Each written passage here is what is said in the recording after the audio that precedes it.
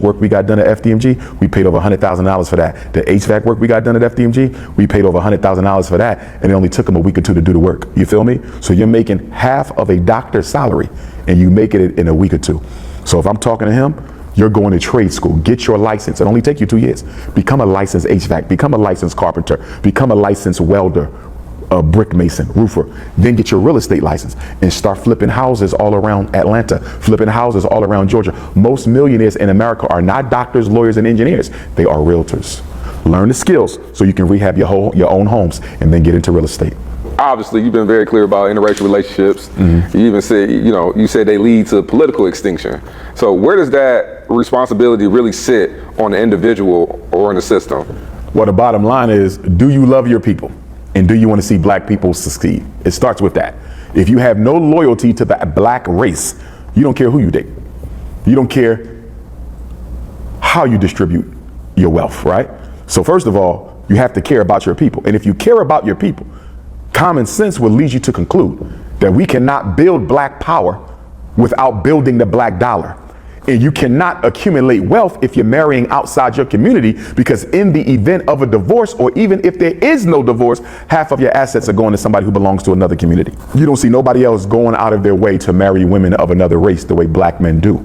So this is psychological, it is spiritual, but it's mostly economic. The biggest danger of interracial dating is its financial betrayal. It is financial betrayal. Look at Shannon Sharpe. He got hit with that lawsuit by the OnlyFans Snow Money.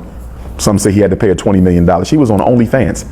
She's a multi-million-dollar now. Tyler Perry just got hit with a $260 million lawsuit from a white man, Derek Dixon, and another $77 million lawsuit from a Latino by the last name of Rodriguez.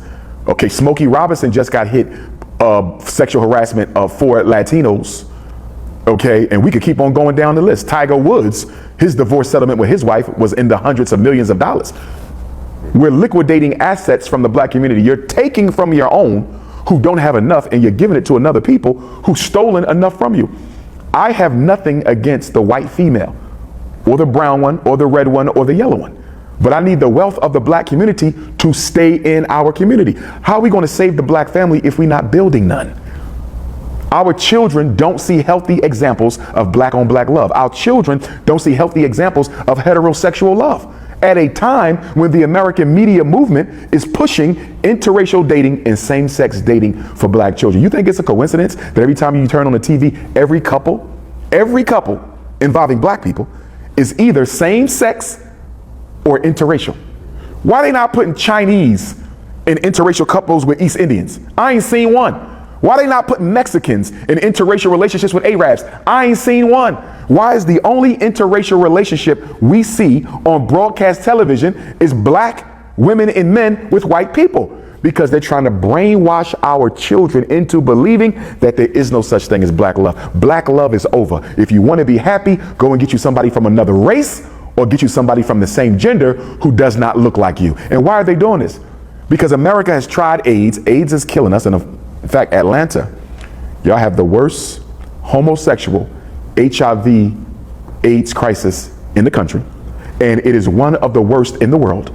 And nobody is going to convince Dr. Umar Ifatunde that the same city that is home to the Center for Disease Control, Atlanta is home for the Center for Disease Control. It's the quote unquote black mecca of economic power, Center for Disease Control, and it ends up with the worst HIV AIDS crisis in black America. The government is doing this. The government is doing this. Turn the black boys into homosexuals and pump them full of the AIDS virus. And this is not conspiracy. This is well documented. We get the first documented cases of AIDS in the early 80s. Okay, early 80s, there was a government experiment where they gave homosexuals a certain vaccination. I think it was the polio vaccination. And almost every homosexual in New York and Los Angeles, you can look this up, almost every homosexual in New York and Los Angeles who was given that vaccination, I think it was polio, but it could have been something else, they came down with HIV AIDS within 5 years.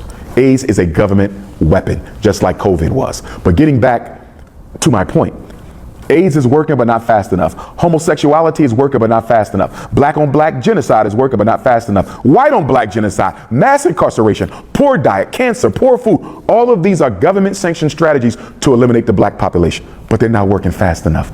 They were supposed to cut black America down in half by the year 2000. That was the original plan coming from former President Jimmy Carter's Global 2000 initiative. That was also the original plan coming from former Secretary of State Henry Kissinger, who was a Rockefeller, when he put out the National Security Study Memorandum 200 on December the 10th of 1974. That was the first time a modern government did research on how to control global population. That was 74. They followed it up with Jimmy Carter, who was also a CFR in the 1980s, to reduce global population.